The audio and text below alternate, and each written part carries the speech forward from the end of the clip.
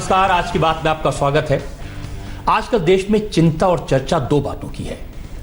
एक, चीन से आया जानलेवा वायरस और दूसरा, चीन से आए सैनिक, उनकी हमारी सीमा पर हरकत और हिमाकत।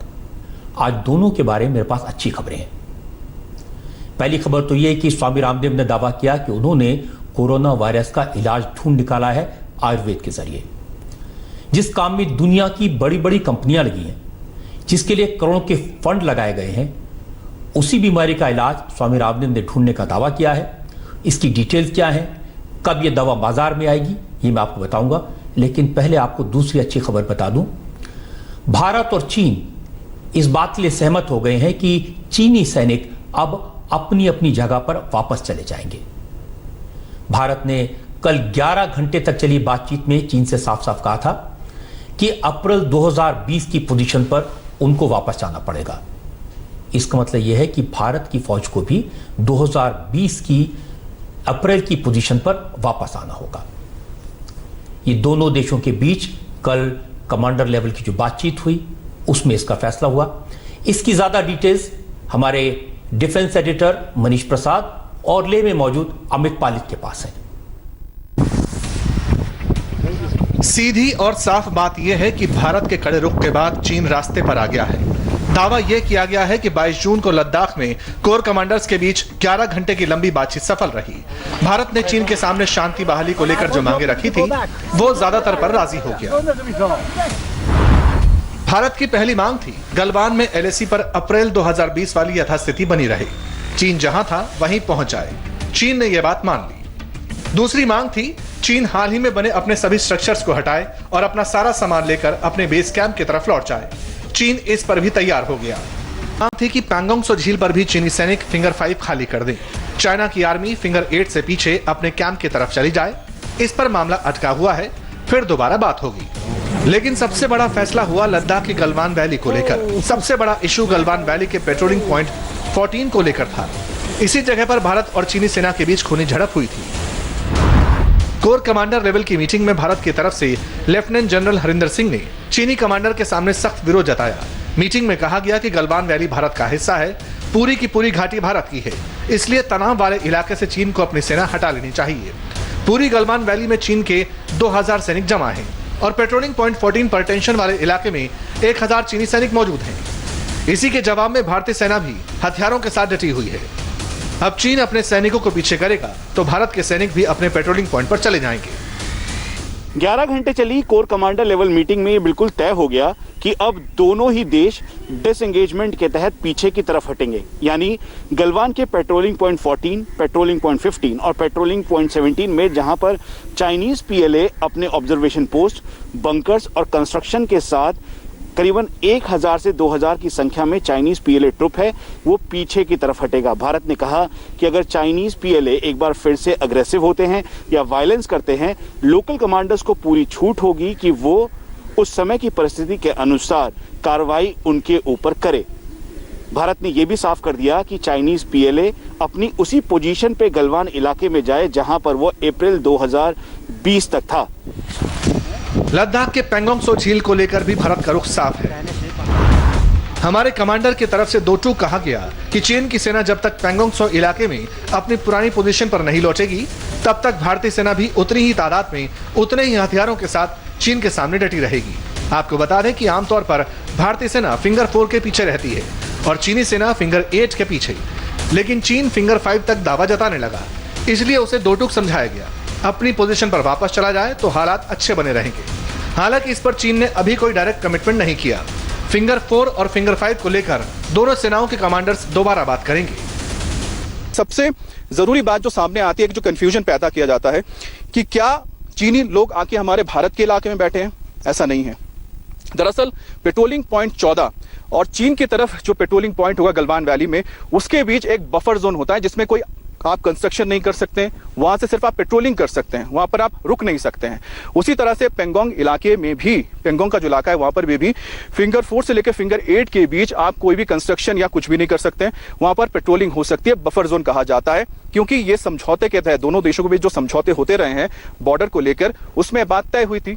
लेकिन आपको बता दें कि चीन की ओर से इसे नहीं माना गया और चीन ने जो बफर जोन है वहां पर लाके अपने सैनिकों को बिठा दिया और यही वजह रही कि भारतीय सेना ने इसका विरोध किया है। तो कुल मिलाकर एक बात बिल्कुल क्लियर है कि हम जहां पर थे, हमारी मिलिट्री का जहां कंट्रोल था वहां पर कंट्रोल है, लेकिन जो बफर जोन है, बफर जोन में आकर चीनी बैठ गए, जिन्हें अब हम हटने के लिए कह रहे हैं और इसी की वजह से यह खूनी झड़प भी हुई थी जो गलवान वैली में हुई।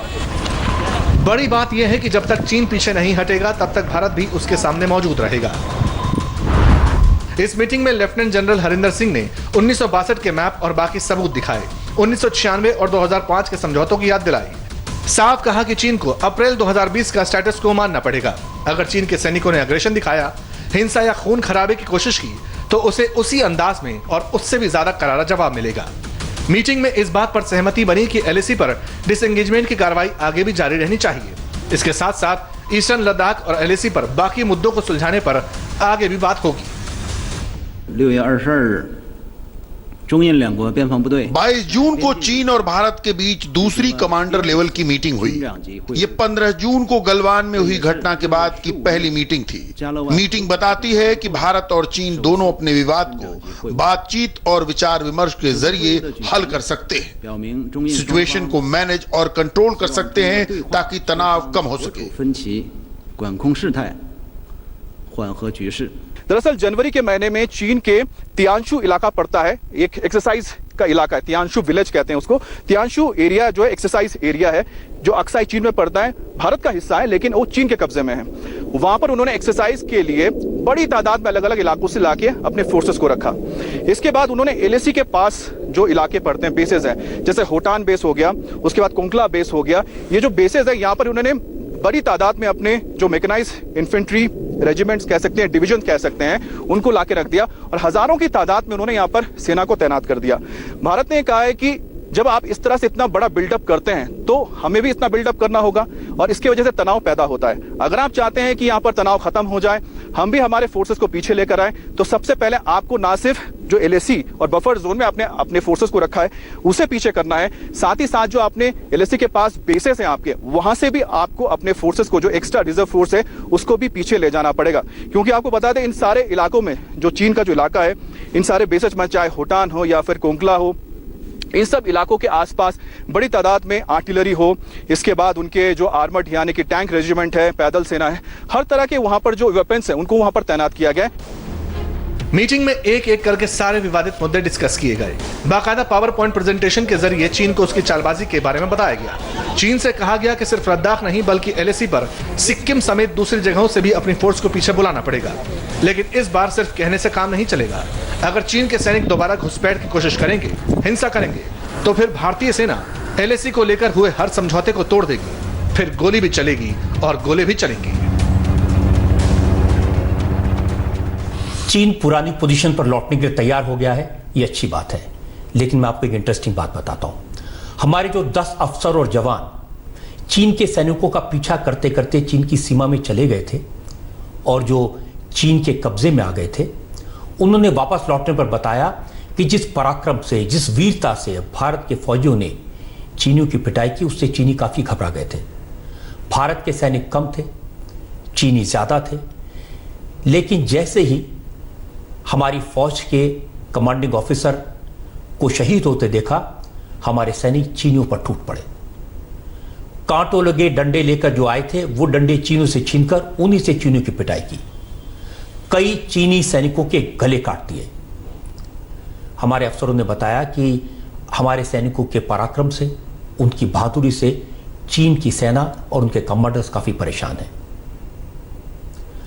अब ये पराक्रम कैसा है, इस पराक्रम को लेकर हमारी फौज की तैयारियां कितनी हैं, इसका जायजा लेने के लिए चीफ ऑफ आर्मी स्टाफ आज लद्दाख पहुंचे और उन्होंने सैनिकों को हौसला बढ़ाया। चीफ ऑफ आर्मी स्टाफ को देखकर हमारे फौजियों के हौसले आसमान पर पहुंच गए।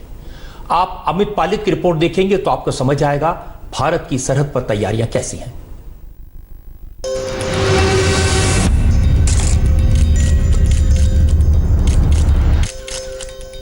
लद्दाख से आज जवानों का हौसला बढ़ाने वाली तस्वीर आई है। पूरे देश को यह तस्वीर देखनी चाहिए। Army chief general MM Naravane ने लद्दाख पहुंचते ही सबसे पहले लेह में मिलिट्री अस्पताल का दौरा किया। वहां उन शूरवीर जवानों से मिले जिन्होंने गलवान वैली में 15 जून की रात चीन के जवानों को छठी का दूध याद दिलाया था। एक एक जवान 10-10 पर भारी पड़ा। मिलिट्री अस्पताल में जनरल नरवणे 1 घंटे तक रहे, 50 से ज्यादा सैनिकों से बात की, उन्हें बताया पूरे देश को उन पर नाज है, 16 बिहार रेजिमेंट पर फख्र है। इस मुलाकात के दौरान उन्होंने हर वो बात उनसे पूछी जो वो बात सुनना चाहते थे या फिर हमारे जवान हैं वो बताना चाहते थे, और उन्होंने उनसे वो भी पूछा कि आखिर उस रात को हुआ क्या था। जो सारी बातें उन्होंने उनको बताई हमारे जनरल को। लेकिन सबसे बड़ी बात होती है जब आपका जनरल, आर्मी का जनरल खुद आके आपसे बात करता है तो इससे मनोबल बढ़ता है हमारे सैनिकों का। लेकिन सबसे हैरान करने वाली बात यह है कि हमारे जवानों का मनोबल इतना ज्यादा है कि जब जनरल नरवणे उनसे बातचीत कर रहे थे, उनके बारे में पूछ रहे थे, तो उन्होंने कहा कि बस हम 10-12 दिन के अंदर ठीक होने वाले हैं और उसके बाद हम चाहते हैं कि एक बार फिर से हम उसी जगह पर तैनात हो जाए जहां पर हम थे, यानी कि गलवान की जिस पोस्ट में ये झड़प हुई थी, एक बार फिर से चाहते हैं कि वो वहां पर जाके अपनी ड्यूटी को संभालें।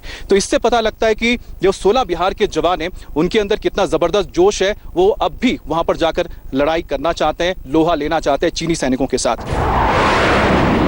असल में गलवान वैली में खूनी झड़प के दौरान 80 सैनिक घायल हुए थे। इनमें से कई ठीक हो चुके हैं और ड्यूटी पर वापस लौटने का इंतजार कर रहे हैं। जो अस्पताल में मौजूद हैं वो भी धीरे धीरे रिकवर कर रहे हैं। इस दौरान आर्मी चीफ के साथ 14वीं कोर के commander lieutenant general Harinder Singh मौजूद रहे।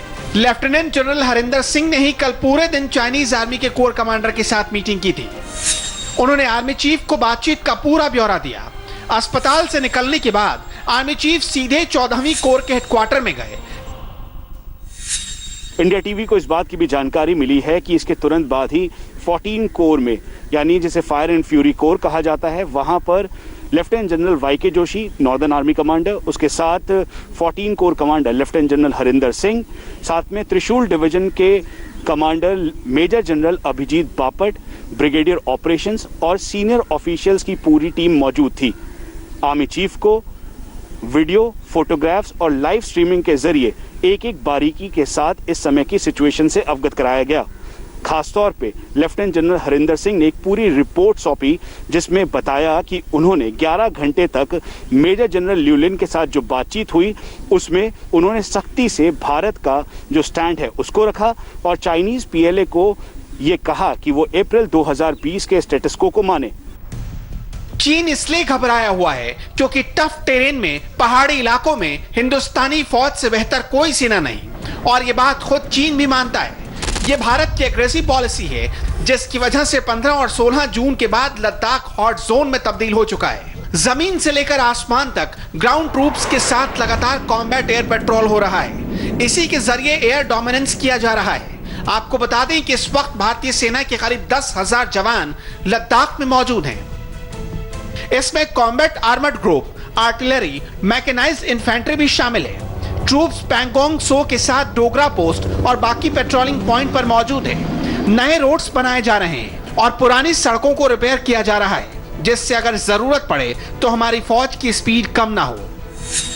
हाल ही में जो गृह मंत्रालय में एक अहम मीटिंग हुई थी जिसमें तय किया गया था कि मोदी सरकार ने 73 ऐसे रोड्स को चिन्हित किया था बॉर्डरी इलाकों में, खासतौर पे जो चीन के साथ सीमा है, जिनका काम पूरा किया जाना है, बहुत तेजी से पूरा किया जाना है। लेकिन अभी फैसला ये हुआ है कि खास तौर पे जब ये टेंशन हुआ बॉर्डर का और 15 तारीख के बाद जिस तरह के यहाँ पर हालात बने हैं, उसके बाद तय हुआ है कि 32 ऐसे रोड्स हैं जो चीन के साथ सीमा के पास पड़ते हैं, उन्हें सबसे जल्दी खत्म किया जाएगा, तेजी से खत्म किया जाएगा।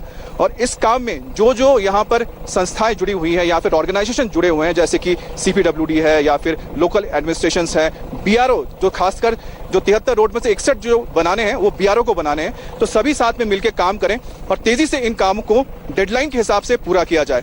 आपको बता दें कि लद्दाख का जो पूरा इलाका है, यहाँ पर सड़कें जो बनाई जाती हैं, सड़कें बनाने के लिए बहुत मुश्किलात आते हैं। लेकिन अच्छी बात यह है कि जो सामान चाहिए, जो आपको यहाँ पर मशीनें चाहिए, वो सारी चीज़ें यहाँ पर उपलब्ध हैं। लेकिन इसके साथ साथ डेमचोक, डिपसांग, चुमार, टीबीओ सेक्टर और चुशूल में भी गश्त बढ़ा दी गई है।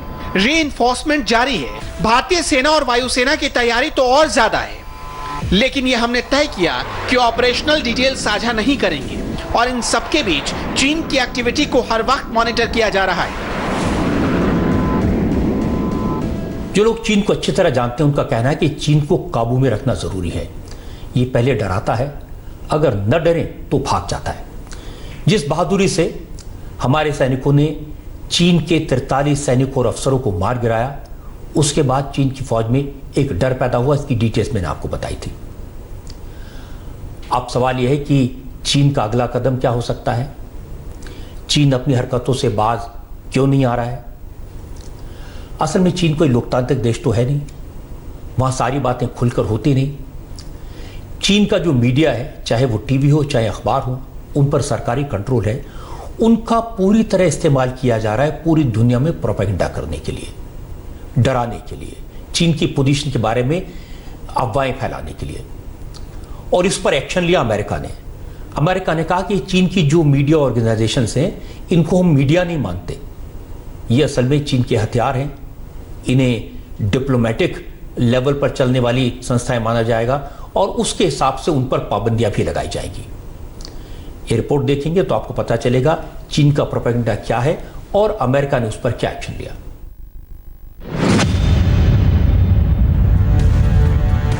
20 जून 2020 को इवा झेंग नामक ट्विटर यूजर ने यह वीडियो शेयर किया, जिसके बारे में बताया गया कि यह गलवान घाटी के उसी जगह का वीडियो है जहां भारत और चीन की सेनाओं के बीच हिंसक संघर्ष हुआ। झेंग ने दावा किया कि वो चीन से है। मजे की बात तो ये कि चीन में ट्विटर प्रतिबंधित है, इसे ब्लॉक करके रखा गया है। यूजर ने दावा किया कि इस संघर्ष में चीन की पीपल्स लिबरेशन आर्मी के एक भी जवान की मौत नहीं हुई, जबकि सिर्फ 5 जवान घायल हुए। साथ ही ये भी कहा गया कि इस संघर्ष में घायल 10 भारतीय जवानों को चीनी सेना ने मदद पहुंचाई। ट्वीट के मुताबिक पीएलए पोस्ट के पास चीनी सेना ने घायल भारतीय जवानों को हाइपरबेरिक ऑक्सीजन थेरेपी देकर उनकी जान बचाई। इस वीडियो में दिख रहा है कि यूनिफॉर्म में कुछ जवानों को ऑक्सीजन सप्लाई की जा रही है। चीन के प्रोपेगेंडा इकोसिस्टम का ये वीडियो बिल्कुल फेक है, इसमें कोई सच्चाई नहीं। चीन सरकार के मुखपत्र ग्लोबल टाइम्स ने खुद ही कबूल किया कि भारत चीन की सेनाओं के बीच संघर्ष में दोनों तरफ से जाने गई हैं। शेयर किया जा रहा वीडियो bilbilli.com नामक वेबसाइट पर अपलोड किया गया था। ये 14 फरवरी 2017 का वीडियो है, यानी 3 साल से भी ज्यादा पुराना। नींद में खर्राटे भरते ये पीपल्स लिबरेशन आर्मी के जवान हैं, जिनके हाथों में बंदूक थमाकर इन्हें सोने की एक्टिंग करने को कहा गया है। इस दौरान इन जवानों से कोई बंदूक छीनने की कोशिश करता है, लेकिन इनकी नींद खुल जाती है। जवान हड़बड़ाकर उठता है और बंदूक बचा लेता है। कैमरा अब दूसरे जवान पर फोकस करता है। यह जवान अपनी टोपी भी संभालता है और बंदूक भी बचाता है। लाइट, कैमरा, एक्शन का ये खेल ग्लोबल टाइम्स खूब खेल रहा है।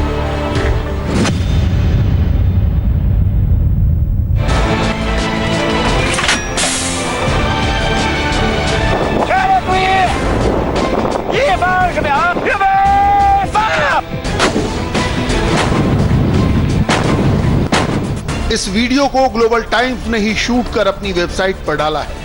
ड्रैगन आर्मी को 4300 मीटर हाई एल्टीट्यूड पर टैंक से लाइव फायरिंग की ट्रेनिंग दी जा रही है।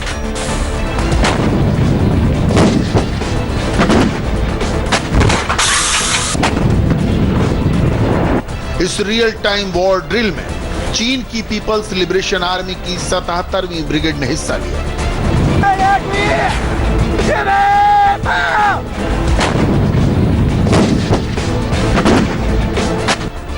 देखिए कैसे टैंक के गोले को मौके पर ही असेंबल किया गया और जैसे ही इस गोले को टैंक में फिट किया गया, ये टैंक आग उगलने लगा।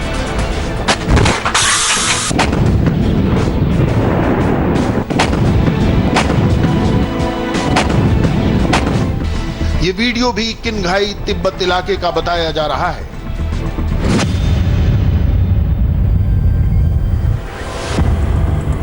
ग्लोबल टाइम्स के पास चीन का झूठ फैलाने की पूरी ठेकेदारी है। जो चीन की कम्युनिस्ट सरकार कहना चाहती है, वो सीधे सीधे कहने की कुव्वत न रखकर इस ग्लोबल टाइम्स के जरिए कहती है।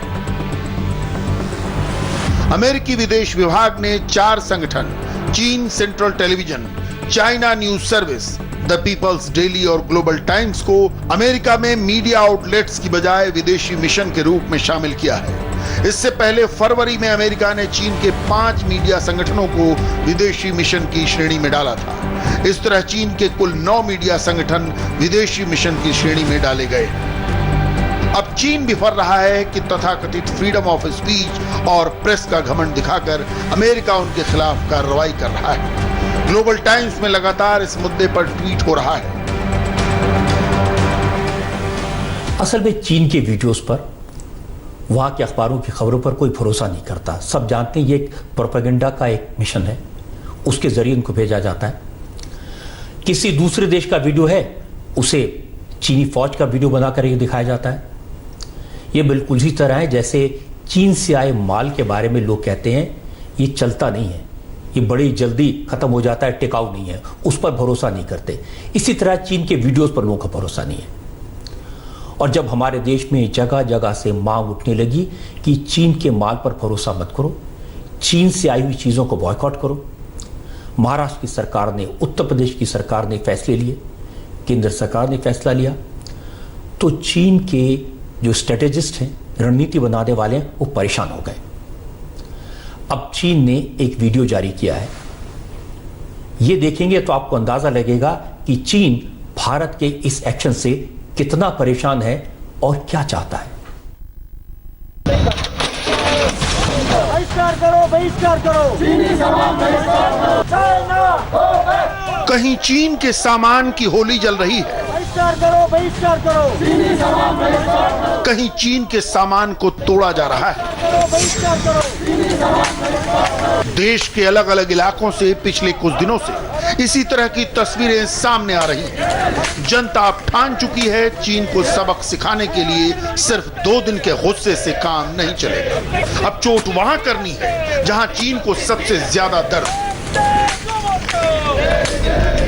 सरकार भी जनता के गुस्से को समझ रही है। इसका असर यह हुआ कि सरकार ने तय कर लिया कि अब देश में जो भी सामान बेचा जाएगा उसमें कंपनी को यह साफ तौर पर लिखना होगा किस देश में बना है। यानी अब आपको कोई दिक्कत नहीं होगी ये पहचानने में कि जो सामान आप खरीद रहे हैं वो कहां बना है। वित्त मंत्री निर्मला सीतारमण का एक लाइन का ट्वीट देखेंगे तो सारी बात समझ जाएंगे। बहिष्कार करो, बहिष्कार करो, चीनी सामान बहिष्कार करो। असल में पहले चीन में बने सामान पर लिखा होता था मेड इन चाइना, लेकिन चीन के खिलाफ गुस्से को देखते हुए अब मार्केट में कुछ ऐसे चाइनीज आइटम आए जिनमें मेड इन चाइना की जगह लिखा होता है मेड इन पीआरसी। इसका मतलब है made in people's Republic of China. अब यह कंफ्यूजन नहीं रहेगा, पूरी बात साफ साफ लिखनी होगी। चीन को आर्थिक नाकेबंदी का संकेत सिर्फ केंद्र सरकार नहीं बल्कि राज्य सरकारें भी दे रही हैं। अब यूपी से लेकर महाराष्ट्र तक राज्य सरकारों ने चाइनीज माल का, चाइनीज कंपनियों का बायकॉट करना शुरू कर दिया है। योगी आदित्यनाथ की सरकार ने यूपी में चीन का मीटर डाउन कर दिया है।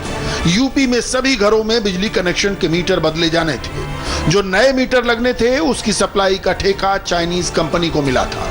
लेकिन आज यूपी के पावर कारपोरेशन ने फैसला कर लिया है कि अब घरों में चाइनीज मीटर नहीं लगेंगे। चाइनीज कंपनी का कॉन्ट्रैक्ट रोक दिया गया है। असल में यूपी सरकार को पता चला था कि जिस चाइनीज कंपनी को ठेका मिला है उसने फर्जीवाड़े से कॉन्ट्रैक्ट हासिल किया था। बिजली के मीटर लगाने का कॉन्ट्रैक्ट चाइनीज कंपनी हैक्सिंग के पास था।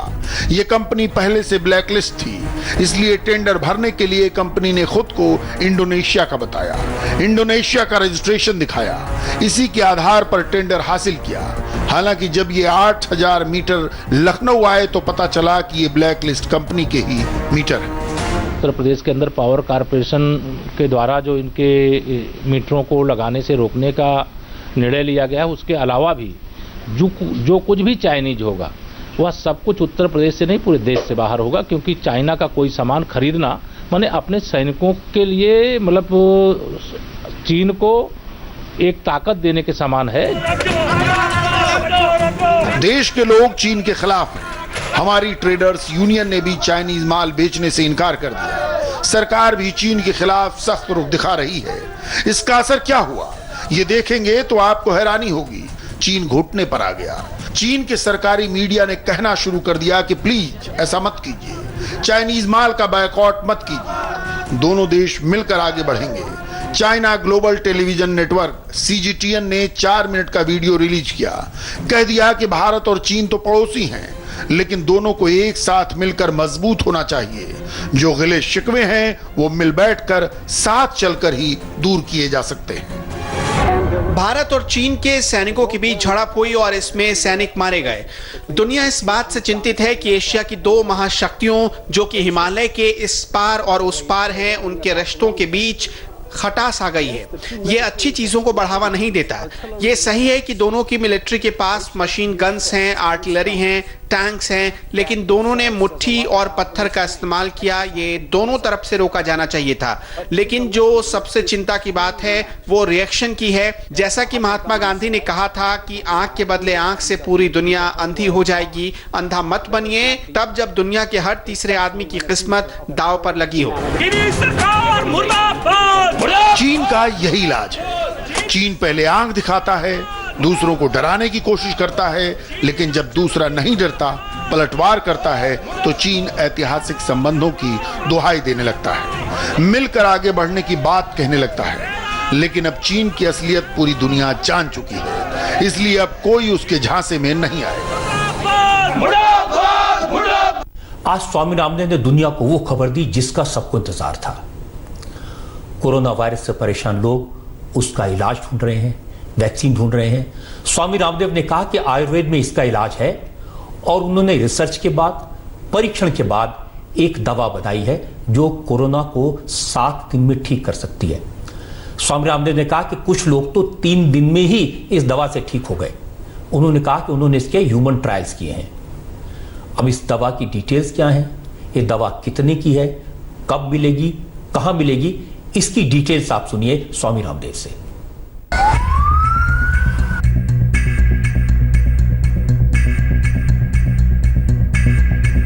ये कोरोनिल है और ये कुल मिलाकर के 535 रुपए की दवाई है। अब 5,000 रुपए भी हम इसकी कॉस्ट रखते तो लोग खरीदते और खाते।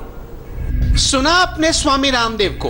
इनका दावा है कि ये दवा कोरोना के मरीजों को ठीक कर सकती है। तो आप सोच रहे हैं कि स्वामी जी ने जो दावा किया है उसमें कितना दम है और आखिर ये दवा काम कैसे करेगी। श्वासारी हमारे रेस्पिरेटरी सिस्टम को अच्छा करता है और गिलोय ये जो है बुखार से लेकर के हमारी इम्यूनिटी को बूस्ट करता है और एक साथ रेस्पिरेटरी सिस्टम, पूरा पाचन तंत्र, पूरी immunity, blood pressure, sugar, heart rate और स्ट्रेस वो इससे कंट्रोल होते हैं। क्लिनिकल ट्रायल में दवा के इस्तेमाल का 100% सफल होने का दावा किया गया है। क्लिनिकल कंट्रोल स्टडी के तहत 100 लोगों पर इस दवा का टेस्ट किया गया, जिसमें 3 दिन के अंदर 69% मरीज पॉजिटिव से नेगेटिव हो गए और 7 दिन के अंदर सभी मरीज ठीक हो गए।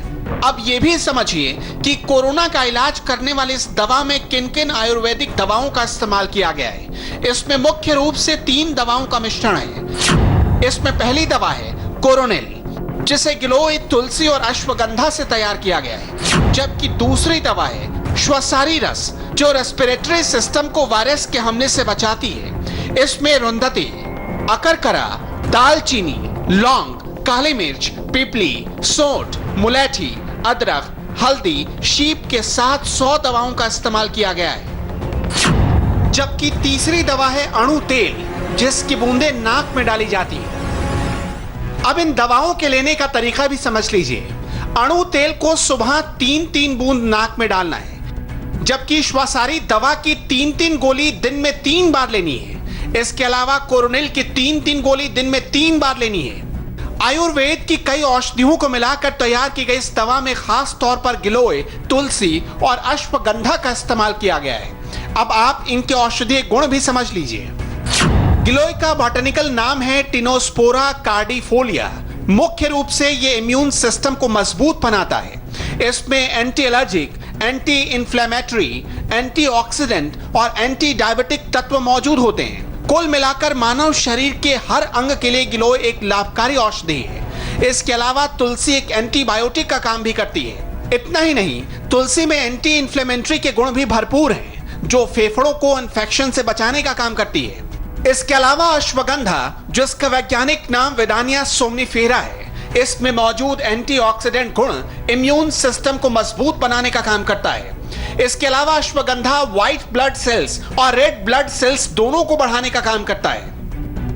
इस तरह करीब 100 से ज्यादा आयुर्वेदिक औषधियों के इस्तेमाल से सिर्फ 535 रुपए में तैयार दवा से स्वामी रामदेव कोरोना का इलाज करने का दावा कर रहे हैं। अगर आप इस दवा का इस्तेमाल करना चाहते हैं तो ज्यादा से ज्यादा 7 दिनों का इंतजार करना होगा। वेंटिलेटर पर जाने से पहले तो ले सकते हैं, तो जाने की जरूरत ही नहीं पड़ेगी, इतना तो मैं कह सकता हूं पूरे कॉन्फिडेंस ही नहीं, पूरे एविडेंस के साथ। कोरोना की दवा की खोज में इस समय दुनिया भर की 100 से ज्यादा लैब काम कर रही है, लेकिन अभी तक कोई भी दवा कंपनी 100% कोरोना का इलाज का दावा नहीं कर पाई है। ऐसे में स्वामी रामदेव की आयुर्वेदिक दवा का यह दावा बहुत चर्चा में है और ये भारत की तरफ से कोरोना के इलाज में बहुत बड़ी क्रांति साबित हो सकती है। मुंबई से खबर आई, अब मुंबई के जो सैटेलाइट टाउन्स हैं उनमें तेजी से कोरोना फैल रहा है। नए नए केसेस आ रहे हैं और तेजी से बढ़ रहे हैं। मैं आपको वसई और विरार की रिपोर्ट दिखाऊंगा तो आप चौंक जाएंगे। मुंबई से सटे वसई और विरार अगर कोरोना के नए सेंटर बनकर उभरे हैं तो उसकी वजह है ये तस्वीरें। पूरा इलाका सील किया जा चुका है, लेकिन हकीकत क्या है आप खुद देख लीजिए। इलाके के सील होने का मतलब होता है लोग अपने घरों में रहें, बहुत जरूरी हो तभी घर से निकलें और निकलते वक्त मास्क पहनना ना भूलें। लेकिन जो तस्वीरें इंडिया टीवी के कैमरे में कैद हुई हैं, उसे देखकर तो यही लगता है कि इन लोगों को अपनी और अपने परिवार की कोई फिक्र नहीं है। 31 मई तक वसई और विरार में सिर्फ 261 मामले थे और सिर्फ 8 मौतें हुई थी, लेकिन पिछले 3 हफ्तों में यहां कोरोना संक्रमण का आंकड़ा 2300 को पार कर चुका है, जबकि 90 से ज्यादा मौतें हुई हैं। ऐसा क्यों हुआ ये आपको समझ में आएगा जब आप वसई की तस्वीरें देखेंगे। पुलिस ने गलियों को सील किया, लेकिन इससे भी लोगों को कोई फर्क नहीं पड़ा। लोग आराम से टहल रहे हैं। लोगों का कहना है कि घर में रहकर रोटी का जुगाड़ नहीं हो सकता। रोटी के जुगाड़ के लिए मुंबई जाना पड़ता है और लोग मुंबई से चाइनीज वायरस लेकर लौटते हैं। कुछ नहीं, पालन नहीं करे सब। कहाँ से लोग भूखमरी मरी है सर, कहाँ से करेंगे लोग पालन? भूखमरी मरी है ना टोटल, खाने के वांदे पड़े हैं सबको, तो कहाँ क्या करेंगे लॉकडाउन में? ये सब पेट्रोलिंग करने हवलदार लोग साहब लोग आते और चले जाते, और क्या करेंगे? बाकी एक आदमी को इधर रहना चाहिए कि बाम्बू कोई खोले नहीं, कुछ नहीं करे। आधी पब्लिक कोई खोल देता है इसको, अपने मन से चले जाता है, अपने मन से चले आता है। ये बांधने का कुछ मतलब नहीं है ना। चूंकि लोग प्यार से नहीं मान रहे तो अब पुलिस और प्रशासन दोनों सख्ती के मूड में है। जरूरत पड़े तो ही बाहर आ जाओ, लेकिन उनका कहने का मतलब ये है कि ये सब कुछ खुल गया है, जिसको बोलते हैं अनलॉक का ये नतीजा है। हम कोशिश तो कर रहे हैं लेकिन रिस्पांस नहीं मिल रहा है, यही हमारा रोना है। सुप्रीम कोर्ट की परमिशन के बाद भगवान जगन्नाथ की यात्रा पूरी में निकली, लेकिन पहले वाली भव्यता नहीं थी। हालांकि भक्ति में कोई कमी नहीं थी। अहमदाबाद में हाई कोर्ट ने कोरोना की वजह से भगवान जगन्नाथ की यात्रा पर पाबंदी लगा दी, इसलिए चीफ मिनिस्टर विजय रूपाणी ने एक रस्म अदायगी की। कोलकाता में तो भगवान जगन्नाथ के रथ 2-2 फुट के बनाए गए और मंदिर में ही परिक्रमा लेकर एक तरह से रस्म पूरी कर दी गई। कोरोना वायरस ने इंसानों पर ही नहीं बल्कि भगवान पर भी किस तरह की पाबंदी लगा दी है, इसका सबूत है ये 3 तस्वीरें। अगर कोरोना का संकट ना होता तो भगवान जगन्नाथ की रथ यात्रा इतनी फीकी ना होती। इन रथ यात्राओं में हर साल इतने श्रद्धालु होते थे कि तिल रखने की भी जगह नहीं होती थी, लेकिन इस बार ना तो श्रद्धालुओं की वैसी भीड़ है, ना ही भगवान वहां जा रहे हैं जहां वो जाते थे। न रथ यात्रा का आकार पहले जैसा है और न जय जगन्नाथ के वो गगनभेदी नारे हैं जो हर साल होते थे। वैसे कोरोना के खौफ के बाद भी ये रथ यात्रा निकली, ये भक्तों के जोश के कारण ही संभव हुआ। आज यात्रा तो निकली, लेकिन कोर्ट की गाइडलाइंस का पूरी तरह से पालन नहीं हुआ। श्रद्धालुओं की तादाद भले ही कम थी, लेकिन ना तो भक्तों के जोश में कोई कमी थी और ना ही रथों के आकार में कमी की गई थी।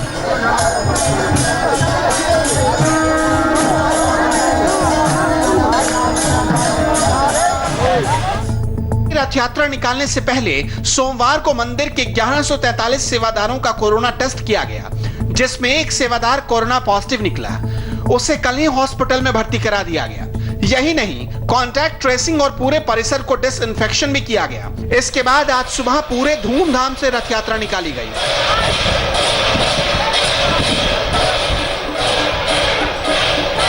पुरी में तो भगवान जगन्नाथ मंदिर परिसर से बाहर निकल गए। रथ यात्रा भी ठीक रही, लेकिन कोलकाता की जगन्नाथ रथ यात्रा इस बार फीकी रही। यहाँ हर साल भगवान जगन्नाथ, बलभद्र और देवी सुभद्रा के 38 फुट ऊंचे 3 रथ निकाले जाते हैं, लेकिन इस बार प्रतीकात्मक रूप से 2 फुट ऊंचे छोटे छोटे रथ बनाए गए। भगवान जगन्नाथ मंदिर से बाहर नहीं निकले, उन्हें मंदिर के ही दूसरे छोर पर रखा गया था, जहाँ वो 8 दिन रहेंगे। कोलकाता में रथ यात्रा इस्कॉन मंदिर से निकाली जाती है, लेकिन कोरोना को देखते हुए इस्कॉन कम्युनिटी ने श्रद्धालुओं से यहां नहीं आने की अपील की और इसका असर भी दिखा।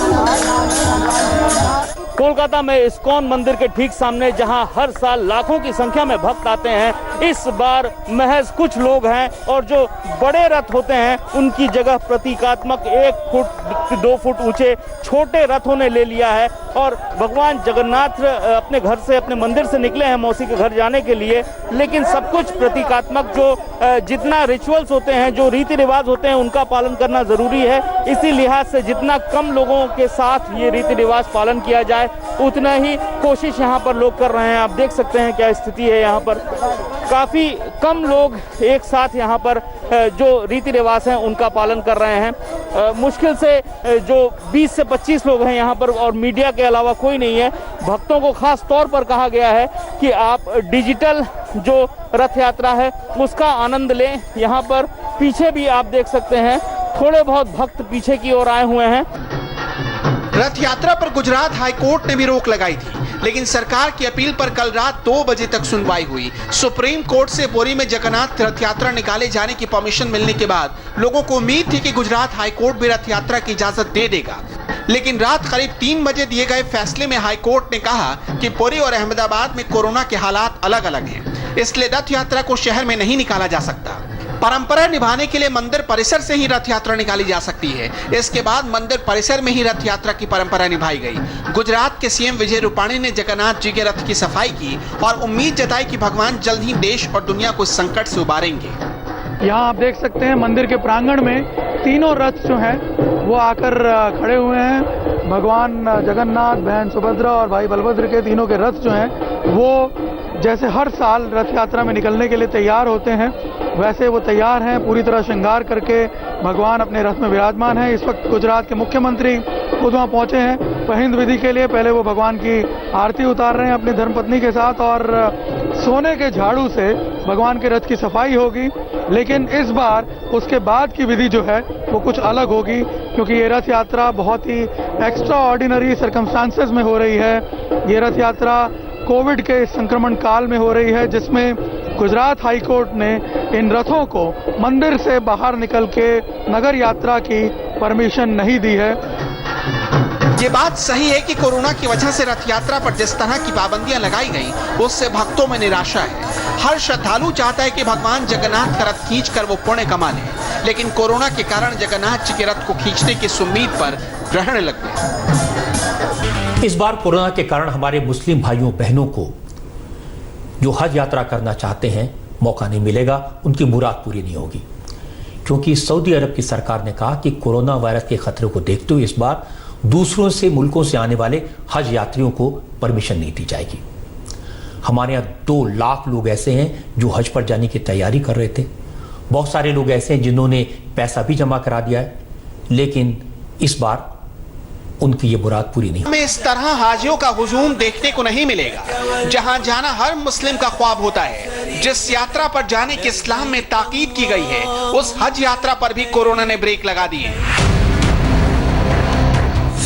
दुनिया भर के मुसलमानों को उम्मीद थी कि 28 जुलाई से शुरू होने वाली हज यात्रा तक शायद सिचुएशन नॉर्मल हो जाएगी, लेकिन ऐसा नहीं हुआ। सऊदी अरब सरकार ने साफ कर दिया है कि इस बार हज यात्रा नहीं होगी। दुनिया भर की सरकारों को इस बारे में खबर दे दी गई है। भारत से भी इस बार 2 लाख से ज्यादा जायरीन हज यात्रा पर जाने वाले थे। इसके लिए 2 किश्तों में करीब 2 लाख रुपए भी जमा करा लिए गए थे, लेकिन हज यात्रा रद्द होने के बाद अब उनका पूरा पैसा सीधे उनके अकाउंट में ट्रांसफर कर दिया जाएगा। कोरोना की महामारी है, उससे पूरा विश्व प्रभावित है। सऊदी अरब में भी उसके प्रभाव दिखाई पड़ रहे हैं, इसलिए भारत से जो हज यात्रा करने जाने वाले हैं उन्हें हज यात्रा न जाने की व्यवस्था करें, उन्हें हज यात्रा पर न भेजा जाए। वैसे हज यात्रा रद्द होना सऊदी अरब के लिए बड़ा झटका है। सऊदी अरब में भी कोरोना की मार दिखी है। 1.5 लाख से ज्यादा कोरोना पॉजिटिव केस आ चुके हैं। 2000 लोगों की मौत हो चुकी है। मार्च से ही सऊदी अरब में हवाई उड़ानें बंद हैं। अब जाकर हालात कुछ कंट्रोल में आ रहे हैं। ऐसे में सऊदी सरकार ने रिस्क नहीं लेते हुए हज यात्रा को रद्द करने का फैसला किया, जिससे कोरोना दोबारा न फैल सके।